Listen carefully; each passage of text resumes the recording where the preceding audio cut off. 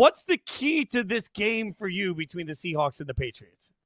Obviously, the quarterback play, with Sam Darnold doing his thing right now, and then Drake May, is just having a second year, unbelievable year.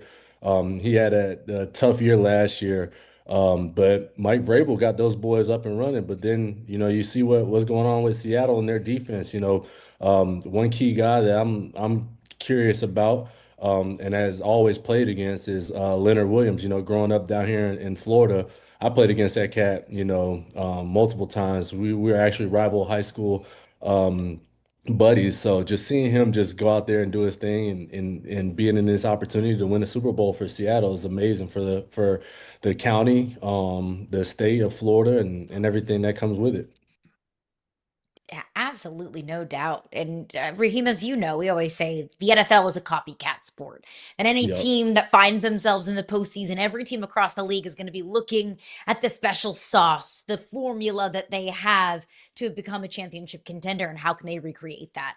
When you look at the makeup of both of these teams, two young coaches, Drake May, a young quarterback, Sam Darnold, a true reclamation project as a quarterback in this league.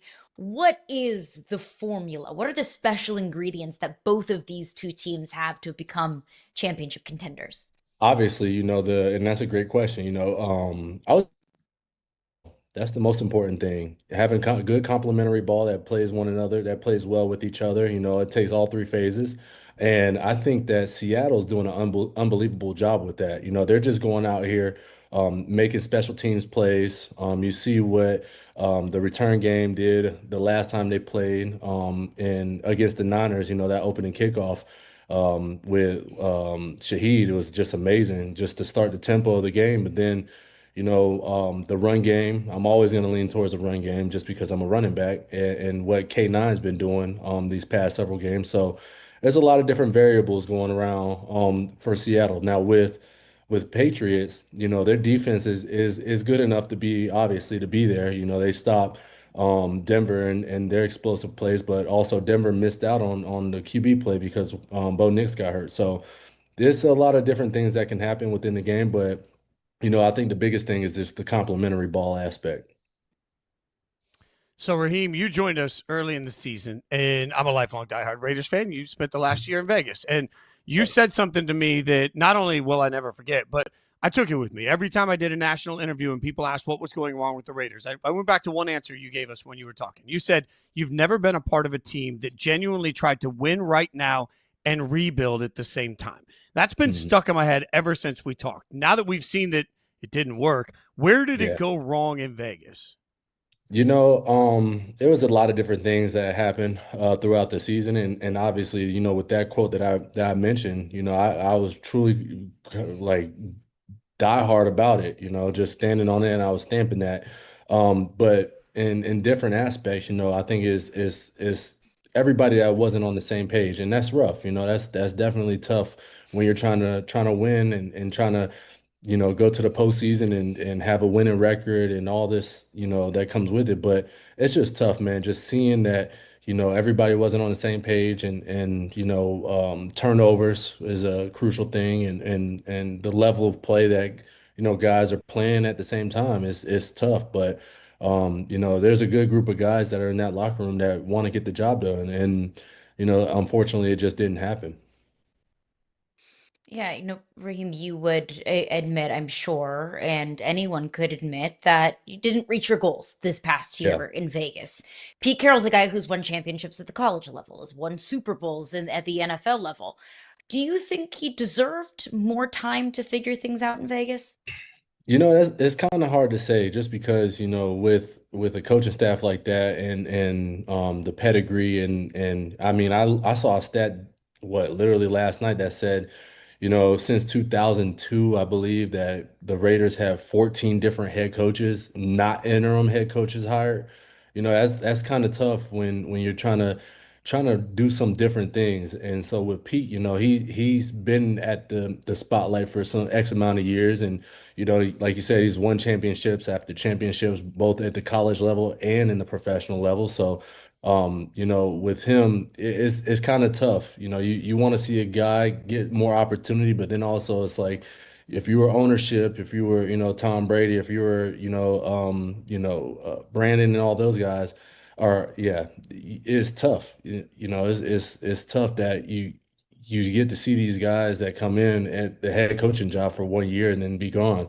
You don't want that to happen, and with Pete, I mean, I was bought in, but a lot of the guys, I wouldn't say a lot of the guys weren't bought in. It was just, sometimes it could be forced energy, and sometimes it could be energy that's, guys that aren't really about it. And so it's just tough, man. And that year, yeah, man, last year was just I wanted like Max. Like I'm looking at this video, this photo right now of Max, and I'm like, Max been there for so long, and I want him to win. There's guys that been there for X amount of years, and they've been going through coaching changes like it's nobody's business, and you want them to win. So I'm excited for the opportunity for the Raiders and to see how that goes and who they hire.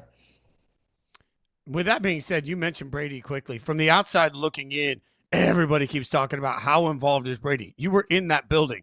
How much of a presence did Tom Brady have in the way that your year went with the Raiders? Yeah, I mean with Brady, and I have a great relationship with Tom. He's one of my guys. He was so thankful that I was on the team and just said, "Hey, look, let's just keep it going. Let's stick around and let's figure this thing out." And he was not as much involved as you would think.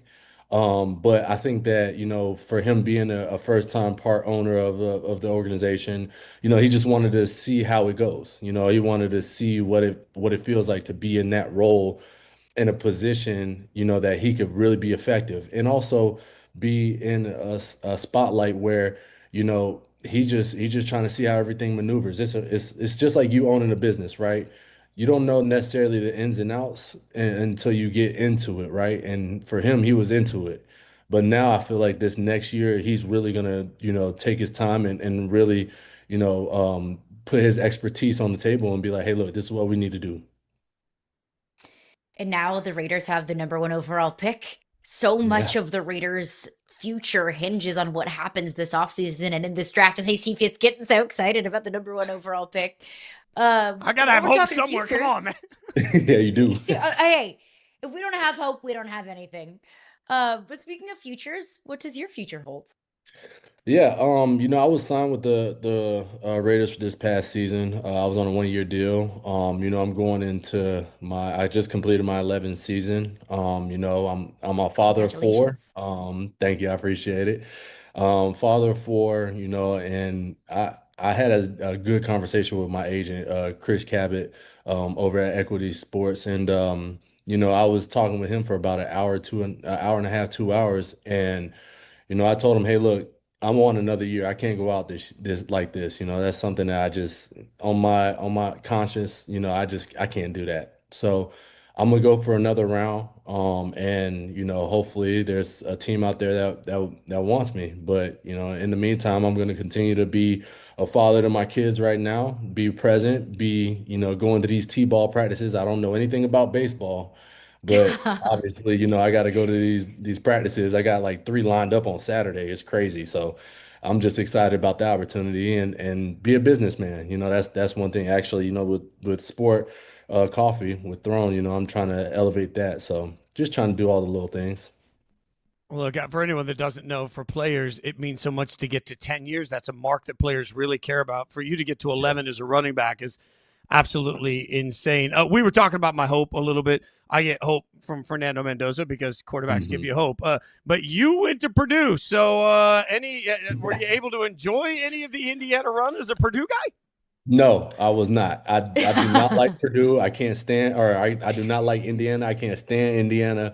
I grew up actually a Hurricane fan, so it was like perfect timing, but it was sad because I was in my house and I'm watching the TV and I'm like, God, like Indiana out of all teams, like the one, like I never thought in a million years, like since the time I was alive, that I would see Indiana ranked first off, and then let alone win a national championship. It's crazy. Like it speaks volume. But with Indiana, I saw something like they had like 36 transfers or 46 transfers, and man, this portal stuff is crazy. Like I just, my years at Purdue, I was just I had the opportunity to transfer because we had a new coaching change the end of my sophomore year. And I was like, man, you know what? I'm gonna just stick around. That's what I'm gonna do, and I'm gonna ride it out. And thankfully I did. But I could have transferred easily if we were in that transfer portal stage. But me being who I am as a man and as a person, I committed to a university, and I'm gonna stand by that. And sometimes it's tough seeing what's going on right now in this portal scene. You get these young guys that they go from one team one year to the next, and then they get paid, and then all of a sudden, they're entering the portal with like 4,000 other kids. It's ridiculous, man. And I know you guys. I love this segment what y'all said about Dabo and all that. The last segment. I just don't know, man. I just feel like it's just a waste of time just entering the portal. As a man, you need to be committed and go through the hard times, the hardships, and that's what makes you tough. And then when you get into the league, everything else is easier. You're not looking for another paycheck. You're making millions already. It's absurd. I don't agree with it. And it's such great perspective coming from someone who lived it.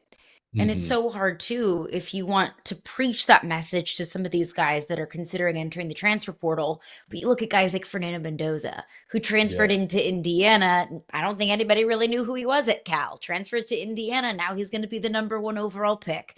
Michael Penix Jr. started at Indiana and then was a Heisman Trophy finalist at Washington. Jaden Daniels won it that year, transferred to LSU from Arizona State. I don't think anybody would know who Joe Burrow was if he stayed a backup at Ohio State. So it's tough for you when you look at so many transfer portal success stories that are at the Yeah. forefront of all of the biggest stories in sports. But what we don't see is all of the thousands of kids who just kind of stay stuck in the transfer portal. Yeah, exactly. With those thousands of kids that are stuck in that portal and thinking that they get, their next up and coming gig for a high powered team, it's unfortunate because then you're like, well, Mhm. should they have just stayed at the university? Should they have just, finished their college degree? Because, what if football really wasn't meant for them, but they had the opportunity to stick around for a team that really gave them the opportunity, that gave them, their scholarship or gave them the recruitment that they needed in order to get out of the situation that they was in back at home. That was something that I took into account. I had all these offers, especially Miami. I grew up a Hurricane fan, and I got offered literally 15 minutes after I signed to go to Purdue. Signed my letter of intent to go to Purdue. The head coach called my coach and was like, "Hey, look, we had a receiver drop out. We're gonna offer Raheem." And I was like, you know what? I'm already committed. I appreciate it. It would have been a dream of mine, but obviously, guys telling me to go somewhere else. So let's rock that out. And thankfully, I did because, I ended up getting a degree, business management degree. I'm the first person in my family to do that, and now I can look back and be like, hey, look, I did the right decision. Yeah. Yeah. Do you ever though look back at your time and just wonder, especially in an NIL world for running backs particularly, like do you ever just look back and wonder what life would have been like if you were instead of whatever the means may have been back then, if somebody could just like direct deposit some cash in your account for playing football Oh for them? yeah, oh yeah, because I was living off Pell Grant like it was nobody's business. But it was 100%. honestly, yeah, honestly though, that NIL stuff is it. Like I said, I'm up and down with the portal and the NIL stuff because it's giving guys opportunities to make a good, honest living. Just being in college, yeah, you get a full ride scholarship and then extra bonus of being a good caliber player. I mean, why not? But then that it correlates into the league, right? It transfers over to the league, and now you're expecting, $2 million as a rookie, and really you went undrafted. You know what I mean? And it's kind of tough because your mindset has to switch, and that's the toughest thing mentally for guys that are coming in now.